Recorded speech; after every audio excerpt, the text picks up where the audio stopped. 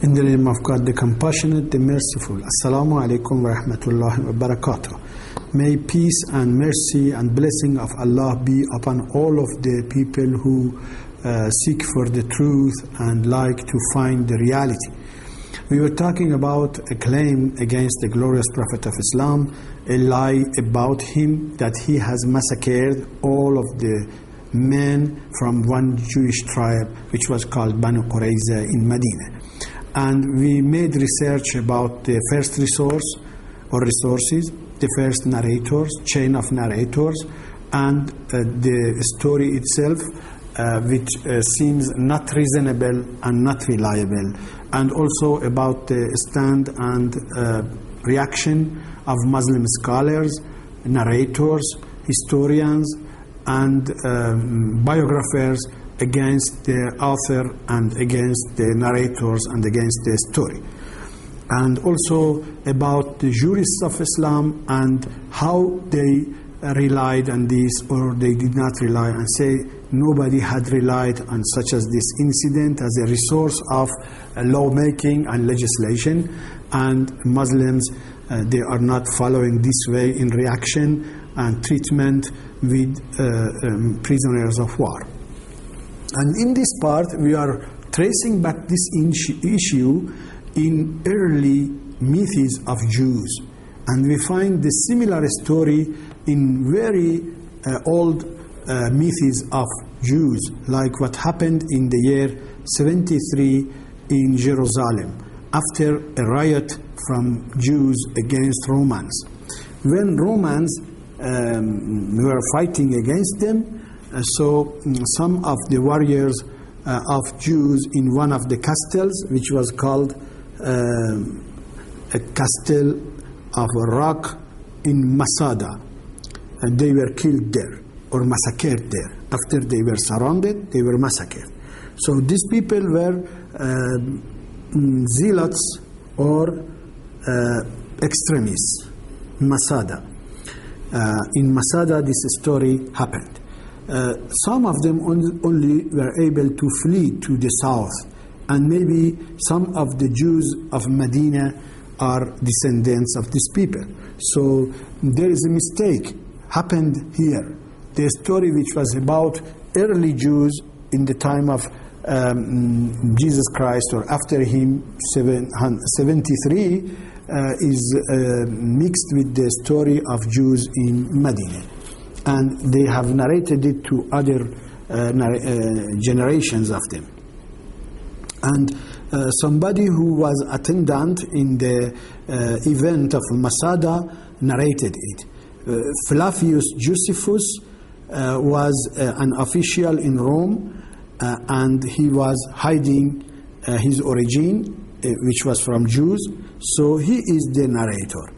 And the story he tells is so much similar to the story which is told about Jews of banighorayzah in Medina.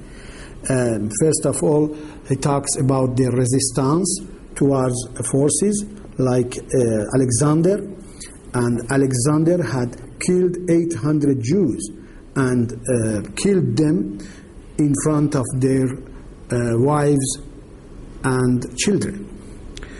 And also a great number of Jews were killed in other incidents. So maybe there is a kind of perplexity or mistake between those stories and this story.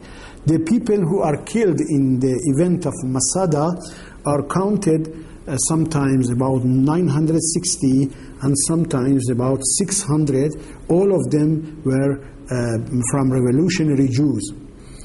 And there is also another similarity between Jews in Masada and Jews in Medina. Maybe made this mistake when they were under great pressure and under surrounding of others. Leader of them, which was called Eliezer, they suggested to them the same suggestion which Ka'b ibn Asad did to Jews of Qurayza. And it was that they should kill their children and women and then kill themselves or fight to the death against enemies. So a lot of similarities between these two stories shows that the story of Jews of Bani Qurayza is fabricated by modeling the story of Masada. And also in numbers and details of the story, there is a kind of fabrication based on that model. And when the descendants of Jews came from Masada to Medina, they were memorizing this story and narrating it to their coming generations, and then it is mixed with the story of Qurayza in Jews in Medina. So the ancient history of Jews with the new history of Jews are here mixed and collected together. And Ibn Ishaq had two stories. Maybe he forgot or made a mistake or intentionally mixed between these two stories.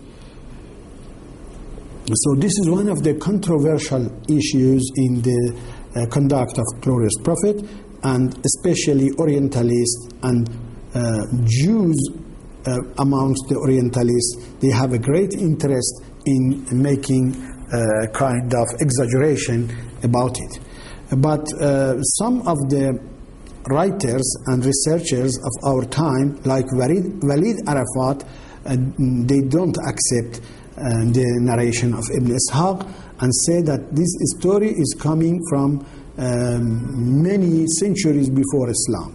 And also another writer from Saudi Arabia, Turki bin Fahad Al Saud, in magazine of the Society, Historical Society of Saudi Arabia, the third year, number 5, also rejects this story and says it is not reliable.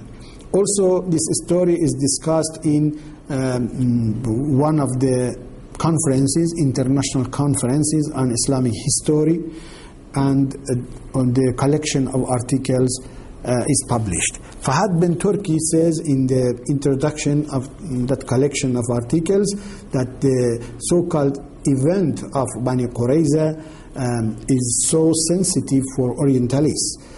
Amongst them is William Moller in his book Hayat Muhammad, The Life of Muhammad, says that this story was so dramatic and he was so impressed by this story.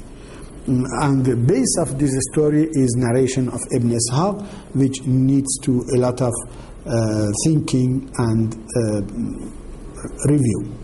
For example, Ibn Ishaq says that when Rasulullah, messenger of God, made all of the men of Bani Qurayza in house of one girl from Bani Najjar.